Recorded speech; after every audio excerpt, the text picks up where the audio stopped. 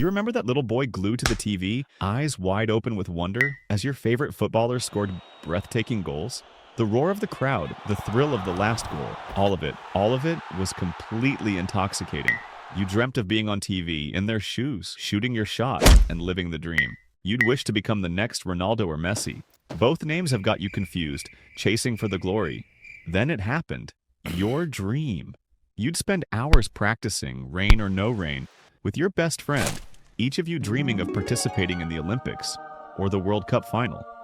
Sometimes you would hit each other in the face and injure your nose during your training, but that didn't matter because you and your buddy would be so consumed in the actual art of soccer. Both of you became the cool football kids of the town, whom everyone wanted to be friends with. You weren't extremely good, nor that bad, but you had talent and a real drive to improve. And that's exactly what coaches love. By middle school, you started killing it. You became the kid with raw talent and fire in his eyes. You weren't just playing football, you were feeling it. Every goal you make, every pass, it all came from somewhere deeper. And by high school, you made it up to strong lineups others could only dream of. You became the pride of your football club, the kind of guy cheerleaders would fawn over. They would write your name in their notebooks with little hearts around it. Soon you had national titles, and they told you that you'd make headlines and win the World Cup trophy. You believed in your dreams until you got there. Something inside you snapped when you saw someone else living your dreams. You know, the kind of situation where the hotshot upperclassman had already made a name for himself. He was in your sport with many more experiences than you, and he could steal your girl. He was everything you wanted to be, and it felt like you were nothing more than a rookie. Your coach wasn't wrong when he told you there would be an insane level of competition and the game was won in the trenches. But you were just doubting your dream at that point. You ruled the football club and signed diaries, but now you were just locked in, watching the endless replays of this upperclassman's winning goals, realizing just how he became an absolute beast on the field. But at the end, you smiled through it all and said you were focused on learning more. But during every break, you'd think about the future and question your worth. 2 years later, you decided to transfer, a fresh start where you're surrounded by new people. The pressure was on, but you were ready to kill it.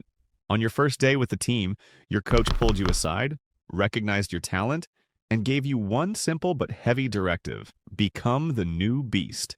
You're pumped and dash, and you shoot off 5 straight goals, which brought you a lot of new opportunities right after the Nations League matches, the new cheerleaders. Year 1 was filled with great success for you, but year 2 changed you entirely. You become a god on the field. You're a starter now? It's worth 100 years of pure dedication on the bench. You became an absolute icon as people started to notice you, news started to float surrounding your name, and your schedule became packed, match after match. You score goal after goal with the numbers stacking up. You're not just scoring goals, you might as well be the next big thing. Your striking seems so good that every other forward position player is just waiting or your glory to happen. With you on the team, victory's given. Your teammates start to trust you more. Your name shows up on various platforms like YouTube, Instagram, and you break the internet with your followers in billions. That's where you are hired in one of your favorite international team as a forward striker, and things seem a little bit too different now. But you don't fold under pressure, yet play the big leagues with pure pride, energy, and explosive power. Big champions like Mbappe or even Holland start having nightmares about you. Everyone starts calling you lucky, but you know that's not luck.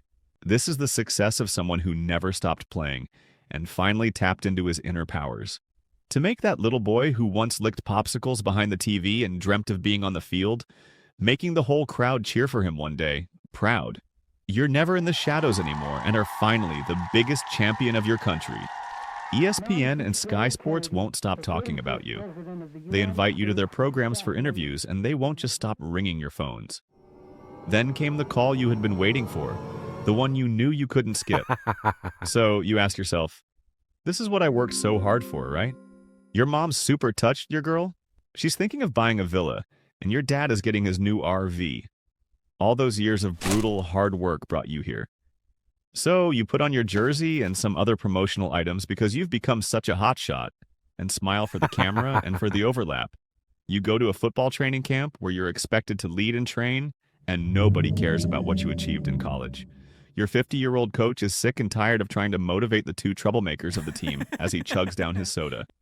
Every pep talk turns into a stand-up comedy roast, and each drill ends with one of them turning cones into goalposts for, TikTok.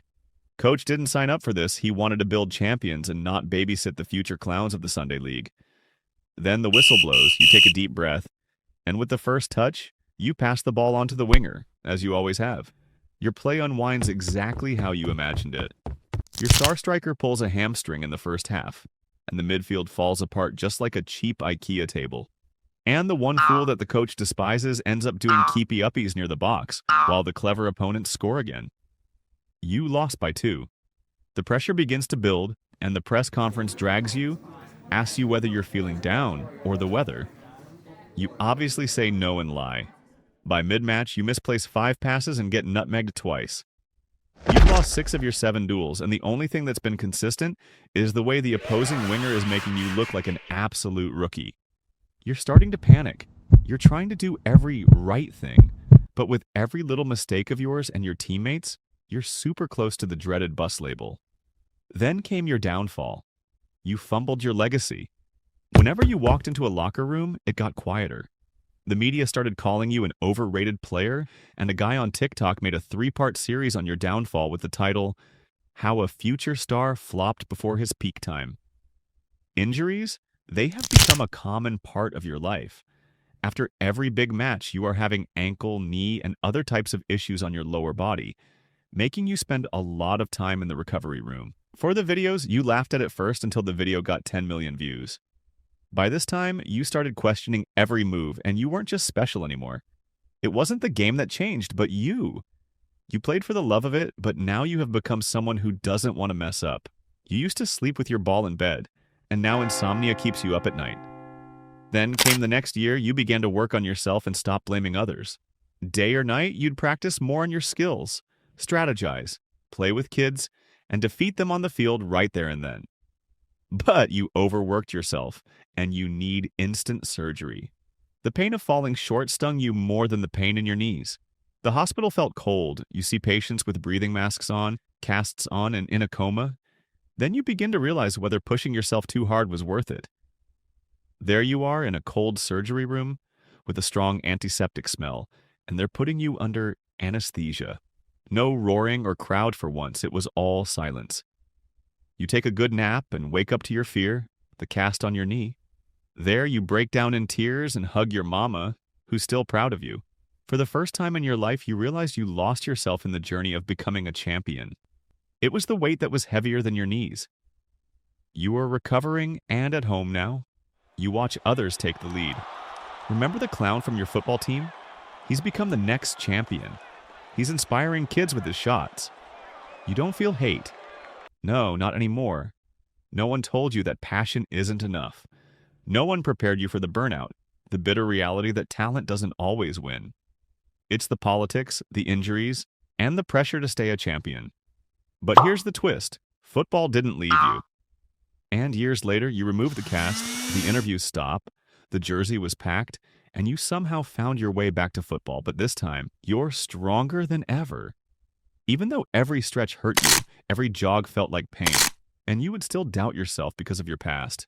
Rehab was brutal on you, but quitting? That's obviously not your thing. This comeback was personal, and you weren't just training to be the best anymore. You were training to prove to yourself that your story and dream weren't over. That's when it all happened. You signed a new contract with a lesser-known league.